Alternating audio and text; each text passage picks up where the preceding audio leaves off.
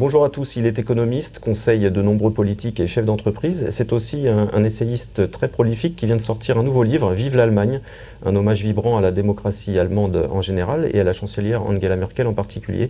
Bonjour Alain Minc. Bonjour. L'élection cantonale partielle de Brignoles confirme la montée en puissance du Front National. Est-ce qu'une vague bleu-marine vous semble inéluctable aux prochaines élections municipales et européennes? Je pense qu'il ne faut pas entrer dans ce fantasme où on fabrique aussi la vague en la pressentant, en l'annonçant, en la proclamant. Bon, il y a 40%, oui, bon, au premier tour, ça n'est plus du fantasme. 40% dans une région très Front National et avec énormément d'abstention. Alors évidemment que le Front National de Marine Le Pen catalyse tous les mécontentements, c'est-à-dire pas seulement avec mécontentements de droite, d'extrême droite, mais aussi des mécontentements de gauche. Une fois qu'on a dit cela, je voudrais rendre hommage à la position des socialistes, qui est d'une clarté absolue, et j'aimerais bien que la droite, le moment venu, soit de la même clarté. Je ne crois pas, contrairement à François Fillon, que le Front républicain est mort.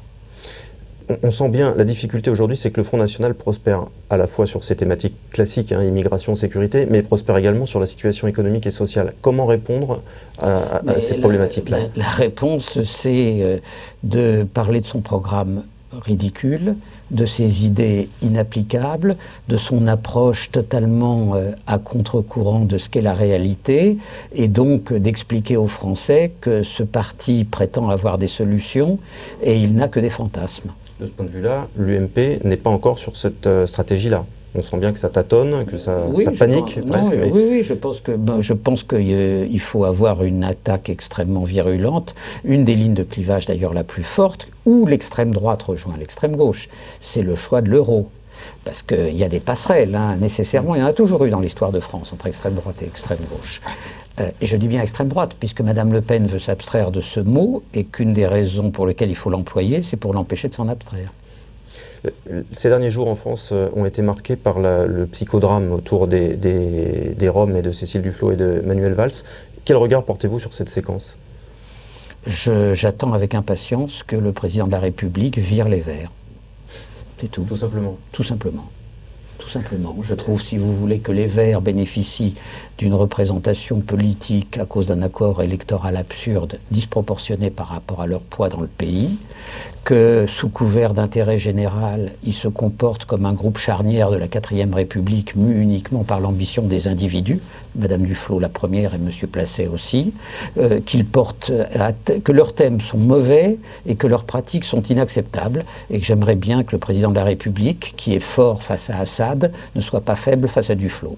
Il y a eu tout de même un recadrage qui a été en tout cas mis en scène mercredi dernier lors du Conseil des ministres. Il y a un problème d'autorité aujourd'hui à la tête de l'État? Que quand il les virera, voilà, c'est insupportable. C'est insupportable sous la 5e République. Sous la 5e République, un parti ne fait pas chanter le chef de l'État. Que pensez-vous de la stratégie de François Fillon qui a marqué un peu plus sa différence avec Nicolas Sarkozy hier dans le journal du dimanche? Je ne comprends pas très bien la stratégie de François Fillon. J'aurais compris qu'il dise, Premier ministre de Nicolas Sarkozy, je suis solidaire de cette période du premier au dernier jour, mais 2017 est une autre page de l'histoire de France et je suis un homme libre. Il aurait dit ça, il n'y avait rien à dire. Mais, je veux dire, il était à bord du bateau, il était copilote. Dans un avion, le copilote est presque aussi important que le pilote. Donc je ne comprends pas très bien et je ne suis pas sûr que ce soit son intérêt. J'en viens à votre ouvrage sur l'Allemagne, Vive l'Allemagne. Qu'est-ce qui vous a amené à écrire ce livre? Ce qui m'a amené à écrire ce livre, c'est que je ne supporte pas la germanophobie telle qu'on l'a entendue. Et je suis d'autant plus à l'aise d'avoir cette relation d'admiration affectueuse à l'égard de l'Allemagne que moi, j'ai eu ma famille, enfin au niveau de mes grands-parents, engloutis dans l'Holocauste. Or, je me sens chez moi à Berlin. Ça n'est pas mon mérite. C'est leur mérite. C'est-à-dire que l'Allemagne est devenue la démocratie la plus parfaite et la plus exemplaire d'Europe. J'admire plus encore le modèle politique allemand, d'une certaine façon, que le modèle économique. Le modèle économique, il est réussi, il va avoir des problèmes, c'est la vie. Et je pense que les Français ne se rendent pas compte, à force de véhiculer des souvenirs ancestraux, qu'aujourd'hui, quand vous pensez que la démocratie se définit d'abord par l'intensité des pouvoirs et contre-pouvoirs, eh bien la première démocratie d'Europe, c'est l'Allemagne. Quand vous parlez de germanophobie, vous faites référence notamment à cette motion qui avait été rédigée par le Parti socialiste. Cette motion indécente, les propos de M. Barthelone, ceux en un temps de M. Montebourg, qui d'ailleurs ne connaissent, aucun d'entre eux ne connaît l'histoire allemande quand ils parlent de Bismarck, ils ne savent pas de quoi ils parlent, et ils ne se rendent pas compte que l'Allemagne a eu une trajectoire démocratique admirable, que l'Allemagne a réussi dans la paisibilité et la maturité de sa société d'absorber ce que j'appelle 17 millions de pieds noirs, c'est-à-dire les gens de l'Est, que l'Allemagne est le seul pays où il n'y a pas de vote populiste, parce qu'il y a eu un très léger vote anti-euro, mais c'est un vote des élites qui ont une divergence économique. L'Allemagne, c'est pas l'Autriche. Bon, tout ça ne tombe pas du ciel, ça tombe d'un formidable apprentissage démocratique que les Allemands se sont imposés à eux-mêmes depuis 1950 et qui passe à travers la gauche, la droite, tous les partis. Il y a des grands hommes en Allemagne, Adenauer, Kohl, Brandt, Schröder, Merkel aujourd'hui, ce sont de grands hommes ou femmes d'État. Dans une interview aux Échos la semaine dernière, Denis Kessler ne semblait pas ravi du triomphe électoral d'Angela Merkel, semblant considérer que ça allait consacrer un peu plus l'ultra-domination allemande en Europe, et notamment la politique rigoriste. Vous n'êtes pas d'accord avec lui? Pas du tout. Les Allemands n'ont pas imposé une politique rigoriste à l'Europe, ce sont les marchés qui l'ont imposée. Les Allemands, d'une certaine façon, n'ont été que des notaires. En plus, les Allemands ont fait finalement tous les gestes qu'il fallait faire pour mettre la zone euro hors d'eau. Et enfin, vous connaissez beaucoup de ministres des Finances qui appellent à la hausse des salaires et qui, quand ils voient une hausse des salaires, disent « mais elle n'est pas suffisante », comme le fait M. Schäuble.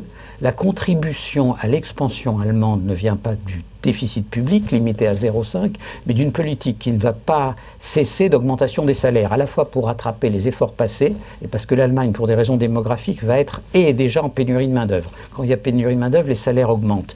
Donc l'Allemagne va apporter sa contribution au rééquilibrage interne de la zone euro, et je pense qu'elle le fait en gérant au mieux les tensions propres de son opinion publique, ce qui est normal. Pensez-vous qu'une Angela Merkel dégagée de toute contrainte électorale aura à cœur de relancer le projet européen? Je ne sais pas si Angela Merkel est une européenne de raison, c'est pas une européenne de cœur à la Kohl. Mais comme elle est quand même plutôt européenne, qu'elle va être dégagée du parti le moins européen de la scène allemande qu'est le FDP, je pense que la France doit prendre une initiative en lui disant nous allons ensemble faire des propositions, j'emploie le mot, fédéralistes au niveau de l'eurozone entre la France et l'Allemagne. Et je pense qu'il faut en réalité utiliser, face au déficit que nous avons en termes de puissance économique, il faut jouer les atouts que nous avons encore en termes de puissance politique. De ce point de vue, quand Angela Merkel assiste en applaudissant à l'intervention au Mali, mais se garde bien d'intervenir, elle reconnaît notre ascendant politique. Donc je pense qu'il faut jouer plus fort, plus franchement, politiquement, mais à condition de s'assumer comme Européen fédéraliste, c'est-à-dire d'être indifférent à la frange anti-européenne de la majorité aujourd'hui au pouvoir. Donc la balle est dans le camp de François Hollande. Mais François Hollande a un espace aujourd'hui pour prendre des initiatives européennes, d'autant plus qu'aussi longtemps que le contrat de coalition ne sera pas conclu en Allemagne, et ça n'est pas sûr que ce sera avec le SPD. N'excluez pas une coalition avec les Verts. Il a l'espace pour prendre l'initiative et faire cette proposition aux Allemands. Préparons ensemble des propositions fédéralistes au niveau de la zone euro, pas fédéralistes au niveau des 28. Ça, c'est fini. Merci beaucoup Alain Minc, à bientôt. Merci.